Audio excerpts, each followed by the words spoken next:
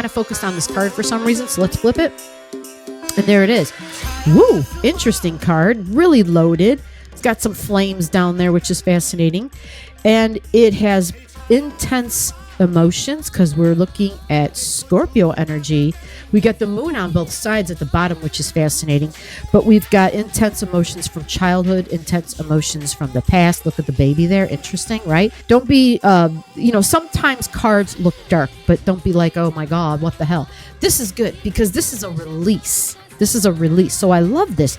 This does kind of sort of have, if I look closer to it, like a ritualistic vibe to it. Maybe ritualistic just means like some old routine. What did we used to do? And it was just tradition. Yes, a tradition type thing that we're letting go of. This could be this as well.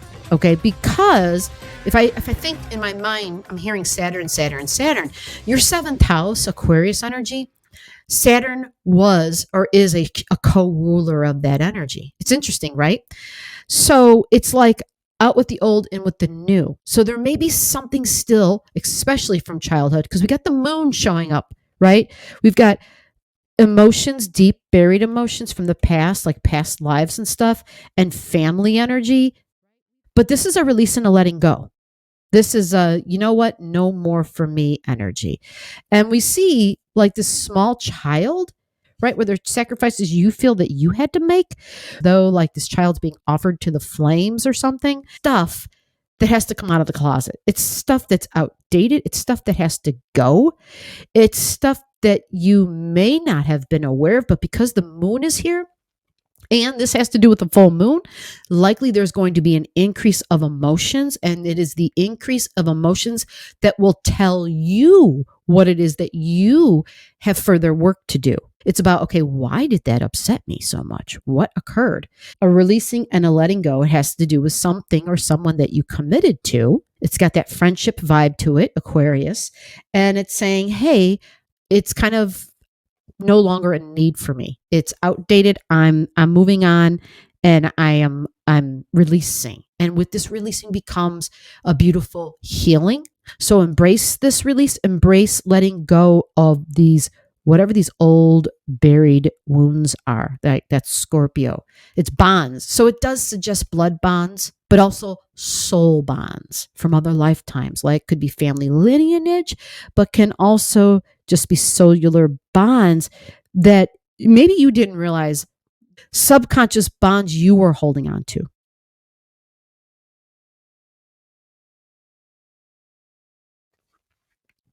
Now we have a beginning, end of August. We get to have a beginning. Yay. Beginnings are always, I like them. I just like new. Sometimes the let goes are difficult, but it's to make room for the new when there's a let go. And so for you, has to do with your values. It's fascinating because values, when I talk about what you've been going through in August so far, there's something about a rekindling back to childhood, feeling young again, maybe even looking young again, engaging in activities that used to give you joy. This is a releasing and a letting go of something that was heavy, but it had a lot of emotions to it. A new beginning.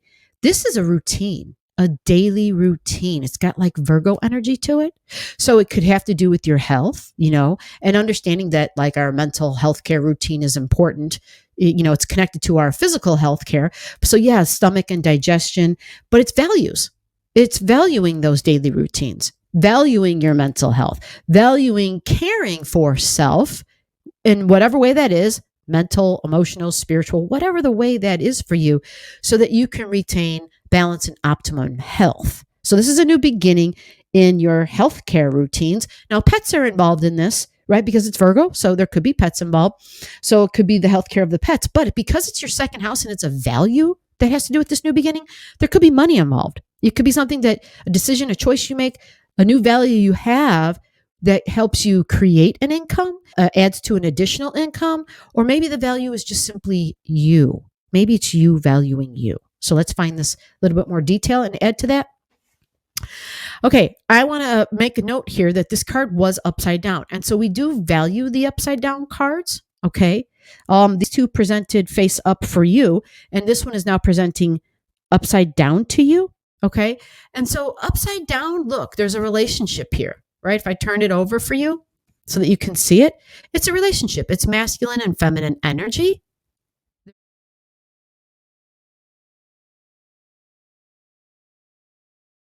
There's a relationship, and it looks more like courting type of relationship. So to me, it says to something that you may not have been super serious about, even though we have Libra here. I'm sorry, Libra here, Venus here. So it's feminine energy. Okay. Something that you definitely committed to, but this is the new beginning energy. All right. But it is upside down for you. I'm looking at the details in the back here. So we have some people in the background here, like there's an audience almost. We've got these two who look like they're dancing, right? Or at least walking together. Yeah, this looks like a dance floor out on a terrace because there's music being played. This isn't an audience, my bad. They're playing music. So there's a dance going on. So this is pleasant. This is pleasant, but it appeared upside down. So what this tells me is in a dance and in relationships, because it's Libra, we have to, if you ever had a one-on-one dance with somebody, you have to be totally aware of their body movements and their direction and where they're going, right? You guys have to really work on it. You like the balance factor of, okay, who's leading? Am I following? Am I leading? Are you following? Right? There's that thing there. And sometimes a partner picks you, and then once you guys actually get onto the dance floor, you may realize I don't want to say oil and water, but it might not be as smooth as you want it to be. And I say that because the card was upside down. Okay. So that means there's, in this new routine, there's some work involved here, right? It's not going to be just all peaches and cream type of stuff. It is, at the end of the day, seeking peace and balance. Okay. And so peace and balance is the golden rule here. That's what's being sought out. It is a relationship. It is important relationship. And there is music, which is wonderful. So that says, even though things might feel a little clumsy at time, to maybe either use sound, right, to help the awkwardness, right? You know what happens when you turn music on? It completely changes the environment. Again, it doesn't have to be music, but sound. There's lots of different ways to use sound to change the environment. I even know with animals, especially with the girls here in the house, if they're doing something, whether they're getting a little catty towards each other, if I just clap my hands once or twice real loud, it changes everything. Taffy, it snaps her out of her crazy cat mode. So it makes a difference. It breaks the energy.